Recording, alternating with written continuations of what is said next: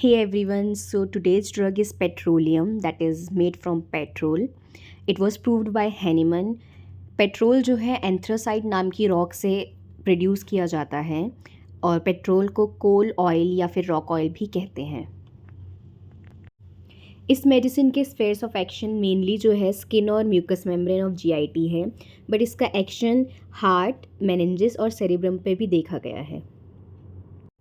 Now the constitution of petroleum, इसका जो patient होता है उसकी लाइट हेयर्स और लाइट स्किन होती है and he suffers from cutaneous eruptions and gastrointestinal disorders. यानी जो इसका पेशेंट होता है वो सफ़र करता है क्यूटेनियस इरप्शन से, उसकी स्किन पे बहुत सारी इरप्शंस देखी जा सकती हैं, उसको स्किन की मेनली डिजीज़ या प्रॉब्लम्स होती हैं एंड गैस्ट्रोइंटेस्टाइनल डिसऑर्डर्स, उसे स्टमक में भी और गैस्ट्रिक भी कोई ना कोई प्रॉब्लम रहती है। Temperament of petroleum patient is irritable, वो बहुत इरीटेबल होता है इसका पेशेंट, एंड क्यूरलसम यानी वो आसानी से लड़ लेता है, जल्दी से लड़ने लग जाता है। इजीली ऑफेंडेड, इजीली बुरा मान जाता है। इसका जो पेशेंट होता है वेरी चिली होता है, यानी उसे बहुत ज़्यादा और बहुत जल्दी ठंड लगने लग जाती है and it belongs to miasm psora and diathesis is scrofulous. Now the guiding symptoms of petroleum are, इसके मेनली जो सिम्टम्स हैं वो स्किन और गैस्ट्रोइंटेस्टाइनल हैं। सो जो स्किन सिम्टम्स हैं वो ये हैं कि जो स्किन की प्रॉब्लम्स होती हैं वो बहुत ज़्यादा वर्स हो जाती हैं विंटर में। सिर्फ स्किन की नहीं, पेट्रोलियम में जितनी भी कंडीशंस हैं, प्रॉब्लम्स हैं जो पेशेंट को हो रही हैं वो विंटर में एग्रावेट हो जाती हैं, बढ़ जाती हैं। पेट्रोलियम की पेशेंट की जो स्किन होती है वो बहुत ही रफ़ होती है, ब्लीड करती है, उससे खून निकल रहा होता है with numerous cracks and fissures. यानी स्किन जो होती है बहुत ही रफ़ होती है, ड्राई होती है, उसमें न्यूमरस क्रैक्स होते हैं, बहुत सारी दरारें दिखाई देती हैं हमें, फिशर्स होते हैं, बहुत ही कटी कटी सी स्किन होती है उसके पेशेंट की, पेट्रोलियम के पेशेंट की। Skin eruptions are dry with violent itch, यानी जो स्किन इरप्शंस हो रही होती हैं पेट्रोलियम के पेशेंट को वो बहुत ज़्यादा ड्राई होती हैं एंड वायलेंट इच, उनमें बहुत ज़्यादा इचिंग होती है, खुजली मचती है बहुत ज़्यादा। पेनफुल सेंसिटिवनेस ऑफ स्किन, बहुत ज़्यादा सेंसिटिव स्किन हो जाती है पेट्रोलियम के पेशेंट को, इतनी ज़्यादा सेंसिटिव स्किन हो जाती है कि जो उसने क्लोथ्स पहन रखे हैं वो भी उसके लिए पेनफुल हो जाते हैं, पेनफुल सेंसिटिवनेस हो जाती है उसकी स्किन पे। स्लाइट इंजरी सप्यूरेट्स, यानी जो छोटी छोटी इंजरीज होती हैं उनमें से भी पस फॉर्मेशन होने लगती है। It is also a symptom of hepar sulphur. Foul smelling sweat over the skin, यानी जो स्किन पे स्वेट आ रहा होता है, पसीना आ रहा होता है, उसकी स्मेल बहुत ही फाउल, ऑफेंसिव होती है, बेकार सी होती है। टेंडरनेस ऑफ फीट, फीट पर इतना ज़्यादा पसीना आ रहा होता है, स्वेट आ रहा होता है, फाउल स्मेलिंग, कि वो उसकी वजह से सॉफ्ट से हो जाते हैं, टेंडर हो जाते हैं। पेट्रोलियम का यूज़ हर्ब्स में भी किया जाता है। हर्ब्स एक वायरल इन्फेक्शन होता है जिसमें स्किन पर रैशेस हो जाते हैं रेड कलर की बहुत, और इरप्शंस भी हो जाती हैं।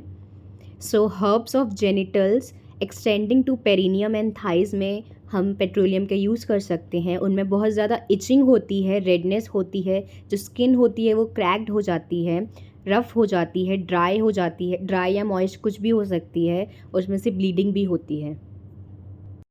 जो पेट्रोलियम के पेशेंट के इरप्शंस का डिस्चार्ज होता है वो थिन और वाटरी होता है, और जो ग्रेफाइटिस के पेशेंट का डिस्चार्ज होता है वो ट्रांसपेरेंट और स्टिकी होता है। पेट्रोलियम का use eczema, itching, chilblains and chapped hands के लिए भी किया जा सकता है। इचिंग, चिलब्लेन्स यानी ठंड की वजह से जो सूजन आ जाती है, जो पेनफुल भी होती है, उसमें पेट्रोलियम का यूज़ हो सकता है। चैप्ड हैंड्स यानी ठंड की वजह से हाथों में क्रैक्स आ जाते हैं, जो हाथ फट से जाते हैं, जो कि पेनफुल भी होते हैं, उनमें भी पेट्रोलियम का यूज़ कर सकते हैं। Now the GIT symptoms of petroleum.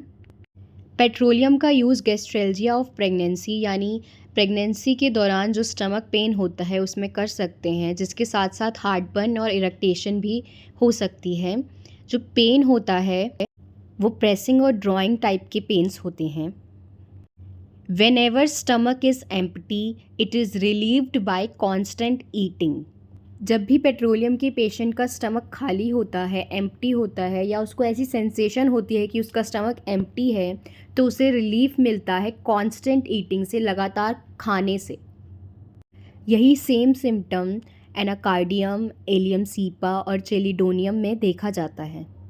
Petroleum की पेशेंट का जो डायरिया होता है वो येलोइश होता है, वाटरी होता है, गशिंग यानी अचानक से कभी भी आ जाता है, और वो आफ्टर कैबेज, सारक्राउट खाने से आ सकता है, ड्यूरिंग प्रेगनेंसी और स्टोमी वेदर के बाद हो सकता है, always in day time. Petroleum के पेशेंट का जो डायरिया होता है वो हमेशा डे टाइम में आता है। वर्टिगो और जो हेडेक होता है पेट्रोलियम के पेशेंट का, वो ऑक्सीपुट यानी कि हेड का जो बैक होता है, बैक ऑफ द हेड पे उसका असर दिखाई देता है, उसको वर्टिगो ऑन राइजिंग होता है ऑक्सीपुट पे, and as if intoxicated, as उसने नशा कर रखा है, लाइक सी सिकनेस में जैसा होता है। और जो हेडेक होता है वो भी ऑक्सीपिट होता है, ऑक्सीपिट पे होता है headache, back of the head पे यानी, और उसको ऐसा फील होता है जैसे हैवी एज लेड, जैसे यहाँ सामान रखा गया है हैवी सा, प्रेसिंग होता है, पल्सेटिंग हेडेक होता है, और उसको ऐसा फील होता है जैसे कि उसका हेड जो है वुड से बना हुआ है। ड्यूरिंग स्लीप और डेलीरियम, जब वो पेशेंट सो रहा होता है या डिलीरियम में होता है, तो वो इमेजिन करता है जैसे कि उसका पैर जो है डबल हो गया है। मतलब वो ऐसा इमेजिन करता है कि उसके साथ साथ कोई और इंसान भी है जो लेटा हुआ है।